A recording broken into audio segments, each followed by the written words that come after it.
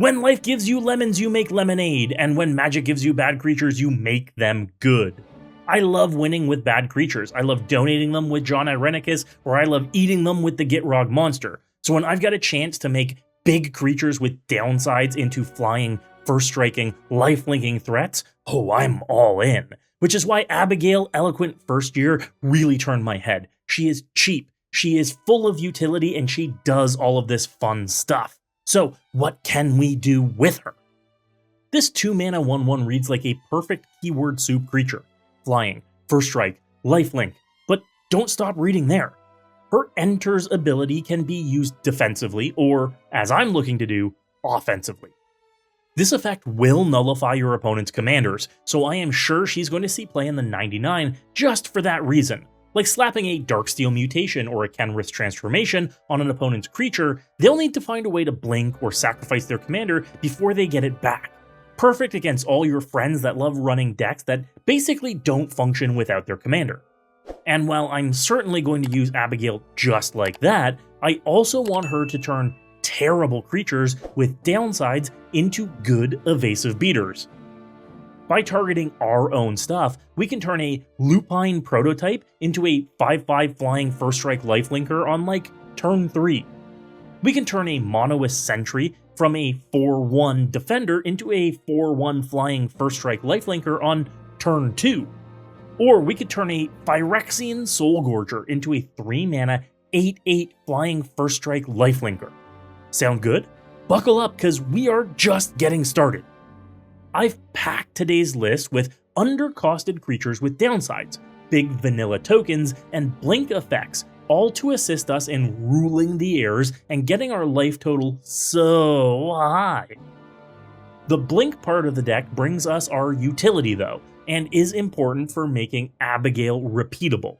Being able to cloud shift and either make a Clack Scion the biggest bird you've ever seen, or take an opponent's commander out of commission is where this deck covers its offense and defense. And we blink a lot. There are like a dozen ways to blink Abigail in this list, from one time on Ephemerate, Justiciar's Portal, or Slip on the Ring, through to effects that are repeatable and ongoing, like Sword of Hearth and Home, Airbender Ascension, or Teleportation Circle, all allowing us to hit our own stuff or our opponent's stuff with Abigail's Enter's effect. And we will be targeting some real gnarly dudes, ranging from small like Flesh Reaver, medium like Hunted Bone Brute, or large like Yargle. There's no end to the horde you'll be sending at opponents in the air.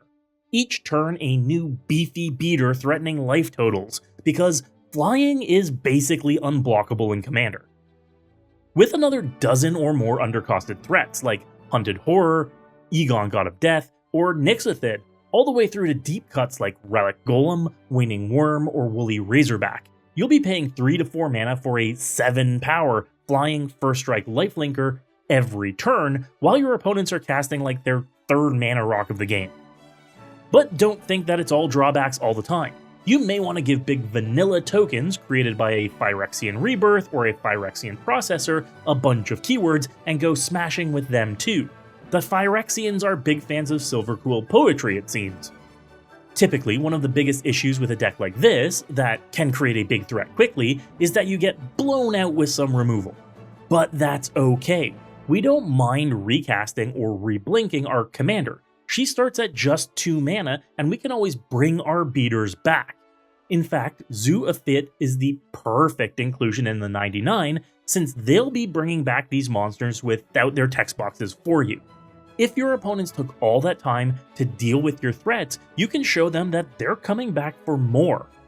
In fact, you yourself may want to wipe the board more than usual with this deck if your drawback creatures get their drawbacks back. What? So I've put in more than my usual amount of board wipes in the deck. Toxic Deluge, Blasphemous Edict, Vanquish the Horde, and the aforementioned Phyrexian Rebirth. Because while you are flying in with big, nasty beaters, you are ultimately a control deck. You have the best removal in the game, and you can be the one to decide what problems stay or go. Problematic opponents' creatures don't stand a chance against this list. We also have some of the best card draw in the game. ongoing draw like Phyrexian Arena, Black Market Connections, and Trouble in Pairs, all giving us long-term, sustained resources for just some measly life loss, and we have plenty of that to go around. Esper Sentinel, Ripples of Undeath, and Tokasha's Welcome all fit right at home in this list for a package of some of the most consistent card draw you'll find in any deck. Take that, Blue! But Chris, you scream out once again, how does it win? Is this just relying on Wombat Combat to take games down? Are your big beefy boys beating brackets? There's that, but we're also gaining a lot of life in this deck, so let's lean into it. Giving our threats lifelink means Veto, Enduring Tenacity, and Sanguine Bond are also win cons, doubling up on damage when we connect or even when our attackers are blocked. Attack someone who's shields down on blockers, and throw extra damage at someone sitting behind their pillow fort.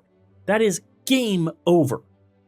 Potential upgrade paths can turn these pieces into infinite combos with Exquisite Blood or Bloodthirsty Conqueror, so look out for that if you ever find yourself up against an Abigail deck.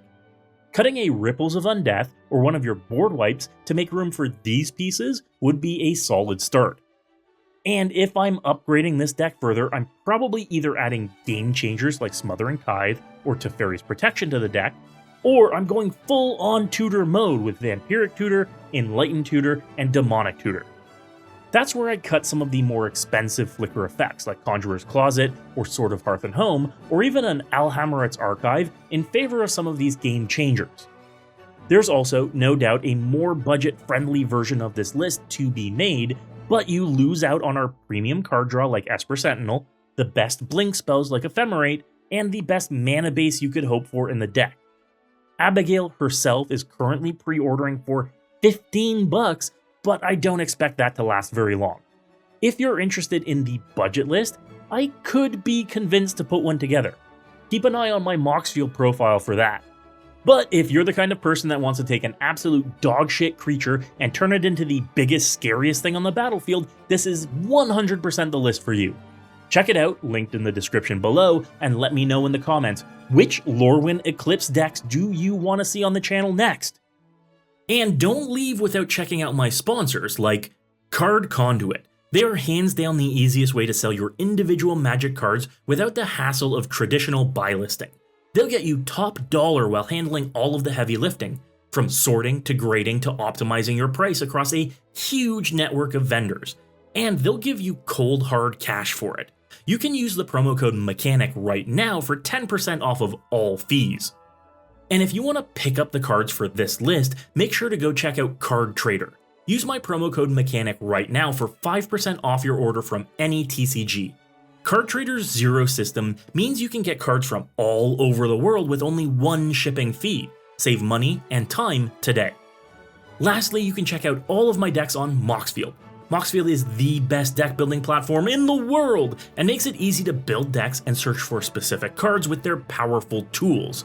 Have you checked out their drag and drop feature yet? It's revolutionary. Be sure to check out my brews and follow my profile there right now. If you were inspired to brew today, you have to hit that subscribe button. Check out this other deck on my channel right now for more sweet tech. And as always folks, good luck and have fun.